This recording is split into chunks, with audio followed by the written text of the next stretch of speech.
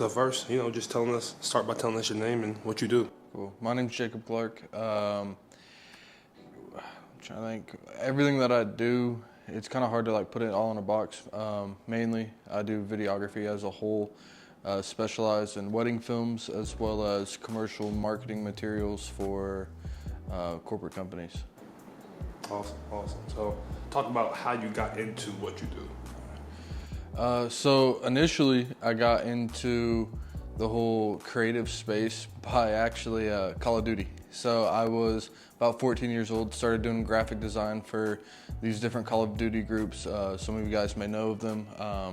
Some of the more notable ones, I guess, are like Phase and Optic. I started off just kind of building my way up in that space, then got into video editing there. Once I kind of realized I enjoy that side, went to Butler for digital media, and I guess now we're here after a long journey.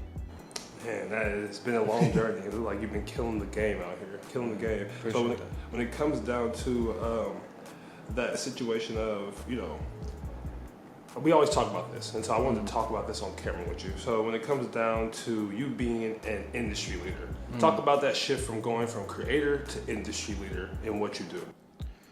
I guess for me, being an industry leader, stuff like that, I never really noticed it off the jump of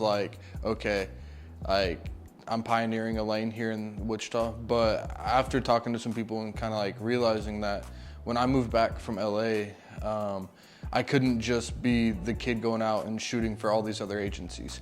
I realized that I had to kind of become an agency myself, and then realizing that there wasn't that many people in Wichita doing social media content for companies. Yes, there was a handful. I always give them their flowers, but there wasn't as many as I thought there would be. So it wasn't easy for me to just go and try to work under an agency. It was more of okay, now let's just start contacting people. I mean, going up to a bunch of different companies, getting a bunch of no's, and then seeing it transition once, obviously, those campaigns started to work with the ones that said yes.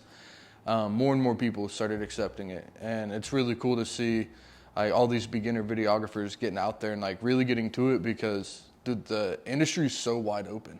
I think that's the most beautiful thing about it is I can be friends with all these different video guys, not feel like I'm stepping on any toes, and same with them, because there's so much work in the city for everybody to eat.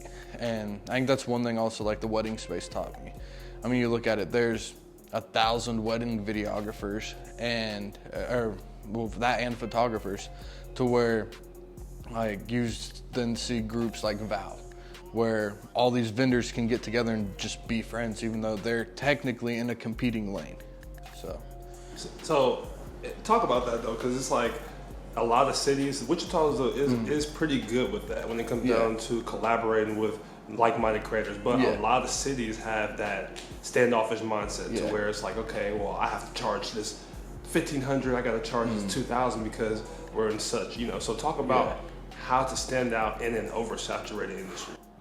So with it being an oversaturated market, that's a weird thing, because Wichita has gone through waves. I've noticed it. Obviously in any market, it's when people first are starting out, it's that, I notice it a lot with videographers here in Wichita. I'm just gonna call us all out, but it seems like there's a bunch of headbutting. Now it's getting a little bit better, but over the past 3-4 years, it was always just they didn't have the team mentality. Where in LA, when I was out there, I'd be on a set of 30-40 people, and we're all working on this one project for the betterment of it, rather than these guys that are just I want to have the sole name on the project and get all the notoriety for it. To me, I always enjoy the team aspect. If I can come out and help you with something and you can direct it and I just shoot, or I've done a lot of stuff with other people where I just handle their lighting. I think that aspect of it is getting better in Wichita, where they're understanding that we have to work together in order to produce better content. But also, I understand that mindset of trying to do it all by yourself, only for the fact of the budgets in Wichita aren't the LA budgets. I understand that aspect of it. And I'll be real, like when I moved here, I was definitely a victim of that because I built for 3 years on my own. But when I came here, it was like, okay, I met people like you, people like Hannah, people like other people around here, and it's like, okay, now I understand I have to collaborate to network. You know what I'm saying? So that aspect is huge. Let me ask you this: when it comes down to collaboration,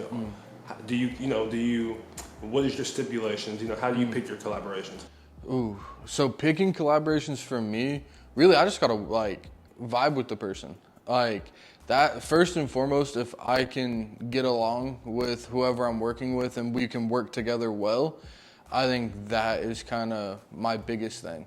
Like I have my own way I like to shoot. I like the way shoots are prepped even to where if it's too confusing or there's not enough information given ahead of time and I show up and I feel like I'm lost, that's when it's hard for me to like want to further work with people. But people like yourself, when you come to me with a shoot, you're like, okay, X, Y, and Z this is what we need. This is the type of content. Like that's where I like to collaborate when it's more structured and I know, okay, I just need to get shots of this, this, and this. And then on the same side though, you allow me to have creative freedom of like how the shot looks, like the backgrounds, all this other stuff. And so I guess that's kind of how I pick my stuff is just I'll try to work with everybody at least once and then just kind of move on from there. Man, so that's good. That's what's up. That's what's up. So, when it comes down to we're talking about content, we're talking about things of that nature. Is it hard for you to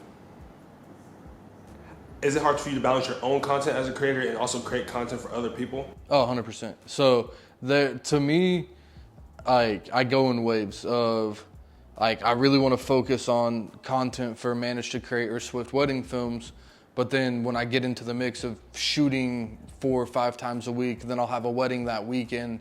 Of course, my personal content's going to start lacking.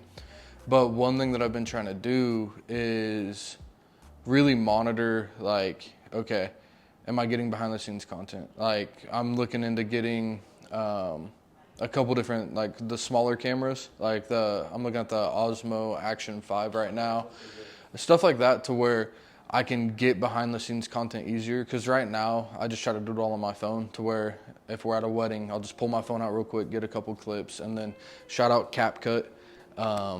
Yeah, I'm very big on like ease of use. Like obviously for my client videos, I'm gonna use DaVinci, stuff like that. But if I'm just doing a simple phone video, CapCut all day. They got all the templates. It makes sense. Like I'm not gonna sit here and try to make a phone video look like a $2,000 commercial. I'm just gonna quickly throw something together just to get content out. And I understand that, and that's something that people need to hear because everybody thinks that everything needs to be seasoned, everything needs to be with a Sony A47, et cetera, et cetera. But one thing you taught me, especially when you was at my home studio thing, it was like, you got to use what you have. You have to use what you have, the lighting you have, and you have to understand what you have so you won't, be like, okay, I don't have what I have. Yeah. Don't think I have it. You know what I mean? Yeah. So when it comes down to that, talk about that. Like, I'm a new creator. I'm trying to get into what you do. What is the first level of advice that you would give me starting out? You don't need that camera. Like whatever camera you think you need, you don't need. Like I know it firsthand from seeing it with one of my best friends. I mean, he was 18 and bought a red Scarlett W. I mean, at the time it was like $30,000. He went and dropped on a camera at 18 and we're using it and it's cool, but like, yeah, it shot X, Y, and Z. Like, it does all these different movies, but it doesn't make sense.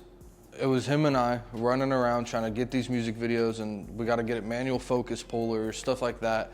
Like, just start on your phone. If that's where you want to go, I mean, then move your way up. Like, I'm a Sony fanboy myself, so I'll always say, like, start off with, like, the A6300 or the ZVE1, and then move your way up. Like, personally, my holy grail camera is the A7S III.